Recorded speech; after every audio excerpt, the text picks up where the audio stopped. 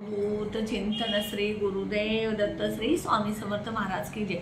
स्वामी दत्त सेवा या चॅनलवर तुम्हा सर्वांची खूप खूप स्वागत। तुम्हा सर्वांचं आरोग्य उत्तमाचं राहू दे, राहिलेलं आरोग्य द्यायचं होते, तुम्हा सगळ्यांना दीर्घायुष्य मिळू द्या अशी मी स्वामी चरणी प्रार्थना करते। माझ्या व्हिडिओला सुरुवात करते। जे मी व्हिडिओ सांगते ते ज्योतिषशास्त्रानुसार असतात आणि हे व्हिडिओ तुम्ही स्किप न करता संपूर्ण माहिती बघून उपाय करत जा, त्याचा फायदा तुम्हाला नक्कीच होणार। उपाय जे आहेत ते श्रद्धेनं, विश्वासानं आणि मनापासून करा, बघा तुम्हाला त्याचं फळ मिळेल। आणि हे उपाय जे आहेत हे करत असताना तुम्ही कष्ट, मेहनत आणि कर्म तुमचे चांगले ठेवायचे। कुठलीही गोष्ट आपल्याला पाहिजे म्हटल्यानंतर आपल्याला बसून कुठलीही गोष्ट मिळत नाहीये। फक्त आपण काय करतो, आपण ज्या वेळेला काम करतो, व्यवसाय करतो, नोकरी करतो, त्यावेळेला आपल्याला सेवा म्हणजे देवाचे आशीर्वाद लागतात, त्यासाठी हे उपाय करायचे। असं नाही की उपाय केले की तुम्हाला लाखो रुपये मिळतील, उपाय केले की तुम्हाला सगळं घर, ऐश्वर्य, संपत्ती मिळेल, असं नाही। तर जे तुम्ही कष्ट करता, मेहनत करता, त्या जोडीला हे उपाय करायचे। आता 16 तारखेला 16 फेब्रुवारीला रविवारी आहे संकष्टी चतुर्थी आणि ह्या संकष्टी चतुर्थीला तुम्हाला काही उपाय करायचे आहेत। हे उपाय तुम्ही मंदिरात जाऊन, एक उपाय जो मी सांगणार आहे तो तुम्ही मंदिरात जाऊन करा। तुमची कितीही कठीण इच्छा असू दे ती पूर्ण होणार। सगळ्यात पहिल्यांदा रविवारी तुम्ही लवकर ब्रह्ममुहूर्तावरती उठायचं। दररोज तुम्ही उठत असाल नसाल त्याचा प्रश्न वेगळा, पण तुम्ही एखादा सण, एखादी तिथी चांगली असेल किंवा दुर्गाष्टमी असेल त्यावेळेला तुम्ही लवकर उठायचं आणि तुमच्या जे काय पूजा वगैरे आहे त्यावेळेस। तर रविवारी पहाटे लवकर उठा। तुमच्या घराच्या बाहेर जे दरवाजाच्या बाहेर अंगण असेल किंवा जिथे फरशी असेल ती फरशी स्वच्छ पुसून घ्या। तुळशी कट्ट्याजवळ सडा मारा। जर शेणानं सारवता येत असेल तर तिथं गाईच्या शेणानं सारवा। रांगोळी काढा। मुख्य दरवाजाचा हुमरा जो आहे तो गोमूत्रानं स्वच्छ पुसून घेऊन हळदीचं लिंपण लावा आणि त्यानंतर सगळ्यात पहिल्यांदा तुम्ही घर स्वच्छ पुसून घ्यायचं। त्या दिवशी रविवार आहे त्यामुळं जी फरशी पुसणार आहे त्यामध्ये मीठ, खडे मीठ थोडं, गोमूत्र थोडं, चिमूटभर हळद, भीमसेन कापूर आणि थोडासा लिंबू टाकायचा आणि सगळ्या घरातली जी तुमची फरशी आहे, 1 रूम असू दे, 4 असू देत, 5 असू देत, सगळ्या रूममधल्या फरशा स्वच्छ झाडून पुसून घ्यायच्या। कुठे जाळे जळमाटे असतील तर ते काढून घ्यायचे। मीठ, हळद, गोमूत्र यामुळं तुमच्या घरातली जी नकारात्मकता आहे ती दूर होते, त्यामुळं तुम्ही फरशीच्या पाण्यामध्ये या वस्तू टाकायच्या। त्यानंतर तुम्ही सुचिरभूत व्हायचं, स्वच्छ आंघोळ करायची आणि तुमच्याकडे जर लाल वस्त्र असेल तर लाल वस्त्र परिधान करायचं, कारण गणपती बाप्पांना लाल वस्त्र, लाल कलर खूप प्रिय आहे। त्यामुळे लाल वस्त्र, साडी असेल साडी घाला, जे चुडीदार घालतील त्यांनी लाल चुडीदार घाला किंवा मुलांकडे लाल टी-शर्ट असेल, लाल शर्ट असेल तर तो परिधान करा।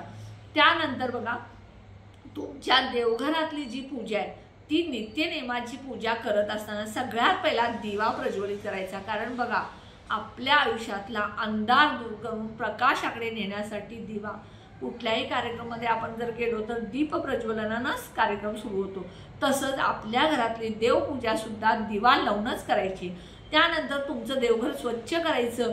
देवांची पूजा करत असताना पहिल्यांदा तुम्ही देवपूजा करत असताना गणपती बाप्पांची पूजा करायची। मग काय करायचं, एक तामण घ्यायचं, तामणमध्ये गणपती बाप्पांची मूर्ती ठेवायची। पहिल्यांदा गरम पाण्यानं गणपती बाप्पांची मूर्ती स्वच्छ धुवून घ्यायची आणि त्यानंतर पंचामृतमध्ये कच्चं दूध, दही, मध, साखर आणि तूप ह्यानं पंचामृत तयार करायचं आणि त्या पंचामृतनं गणपती बाप्पांना अभिषेक घालायचा। हा अभिषेक घालत असताना तुम्ही अथर्वशीर्ष एकदा म्हणा, 3 वेळ म्हणा, 5 वेळ म्हणा, 7 वेळा म्हणा, 11 वेळा म्हणा, तुम्हाला शक्य होईल तेवढं म्हणा।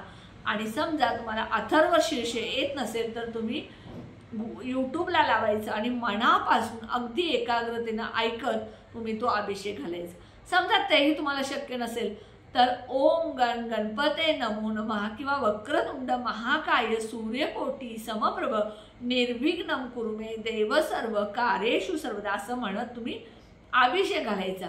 समजा हे पण नाही, श्री गणेशाय नमः, श्री गणेशाय नमः, तेही नाही, गणपती बाप्पा असं म्हणत जरी तुम्ही अभिषेक घातला तरी चालेल। त्यानंतर मूर्ती स्वच्छ पाण्याने धुवून घ्यायची, मूर्ती स्वच्छ पुसायची, गुलाब अत्तर असेल तर गुलाब अत्तर त्या मूर्तीला लावायचं।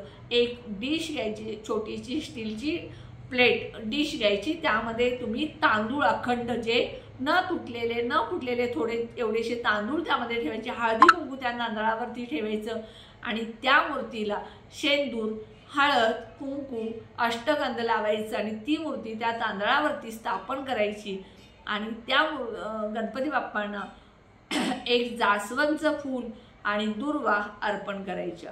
त्यानंतर तुमच्या देवघरातले जे इतर देव आहेत, मग तुमचे कुलदैवत, कुलदेवी, महालक्ष्मी असेल, जे काही तुमच्या देवघरातले देव आहेत ते स्वच्छ धुवून पुसून त्यांची स्थापना करायची आणि त्यानंतर तुम्ही गणपती बाप्पांच्या समोर एका दुसऱ्या छोट्या वाटीमध्ये गूळ आणि खोबरं ठेवायचं आणि त्यानंतर गणपती बाप्पांची आरती करायची। हे झालं सकाळचं।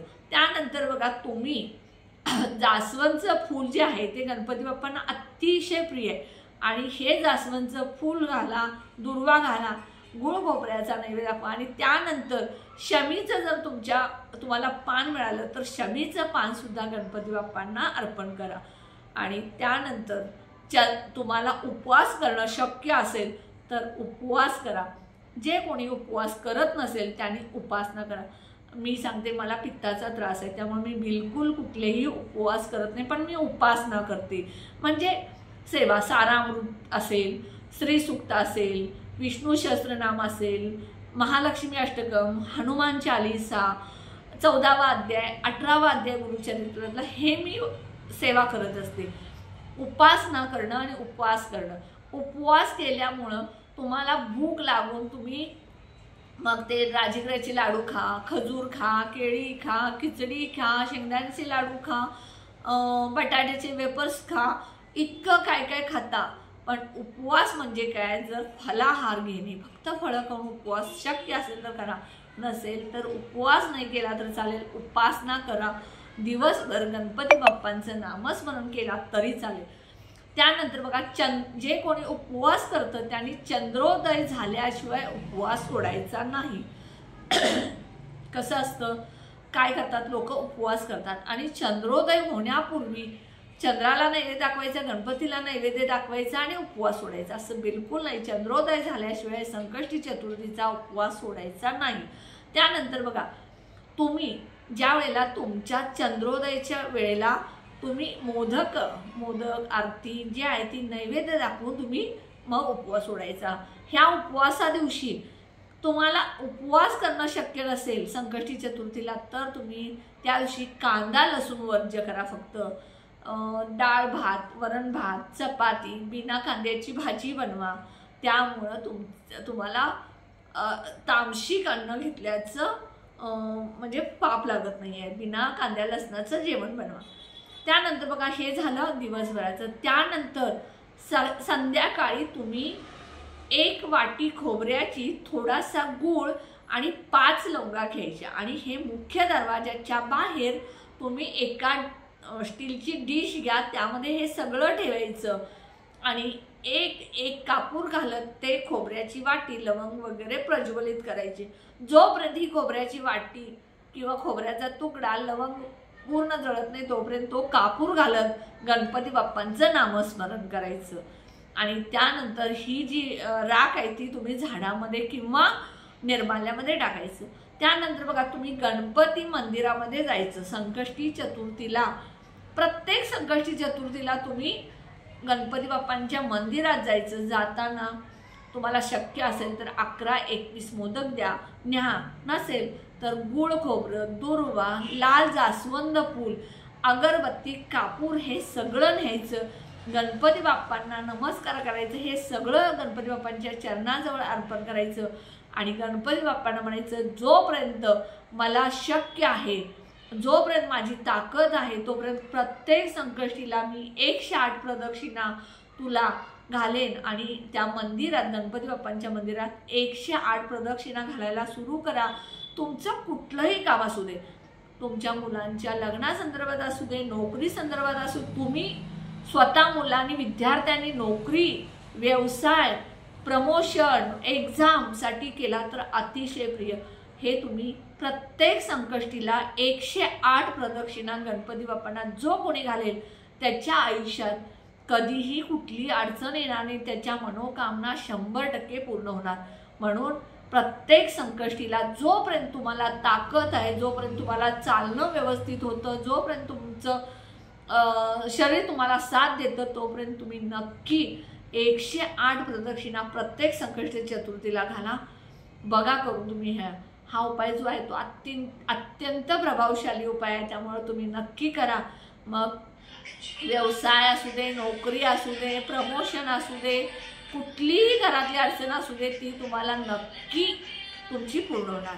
हा उपाय तुम्ही नक्की संकष्टी चतुर्थीला करा, तुम्हाला त्याचा फायदा नक्की होणार। उपाय कसा वाटला तुम्ही कमेंटमध्ये सांगा। व्हिडिओला जास्तीत जास्त शेअर करा, लाईक करा, ऑल बटनला क्लिक करा, त्यामुळे माझे छोटे छोटे उपाय सेवा तोडगे तुम्हाला कळतील। आणि सगळ्यात महत्त्वाचं, जे कोणी माझे नवीन व्हिडिओ बघत असतील त्यांनी माझ्या व्हिडिओला प्लीज प्लीज सबस्क्राईब करा। कारण कसं आहे बघा, मी माझं स्वतःचं सांगते, मी यूट्यूब स्वतः बनवते, पण मी कोणाची जर आरोग्याचे असतील, बातम्या असतील, यूट्यूबला जे काय मी बघत असते त्यांच्या व्हिडिओला मी सबस्क्राईब करते, ऑल बटनला क्लिक करते, त्यामुळं त्यांना सपोर्ट मिळतो। त्यामुळं माझ्याही व्हिडिओला तुम्ही जास्तीत जास्त सबस्क्राईब करा। कुणाचाही व्हिडिओ बघत असाल तर सबस्क्राईब करा। तुमच्या एका सबस्क्राईबनं तुमचं काही नुकसान होणार नाही, पण जे कोणी व्हिडिओ बनवतं त्यांना तुमचा सपोर्ट मिळतो, त्यामुळे नक्की तुम्ही व्हिडिओला जास्तीत जास्त सबस्क्राईब करत जा। अजून एक, माझ्या मुलीनं डेली व्लॉगचे म्हणजे जे काही तिचं रेग्युलर असतं ते व्हिडिओ बनवते आणि ती यूट्यूबला तिनं टाकलेले आहेत। त्या व्हिडिओची लिंक मी माझ्या डिस्क्रिप्शन बॉक्समध्ये देते, त्याला सुद्धा तुम्ही जास्तीत जास्त सबस्क्राईब करा आणि तिला सपोर्ट करा। श्री स्वामी समर्थ।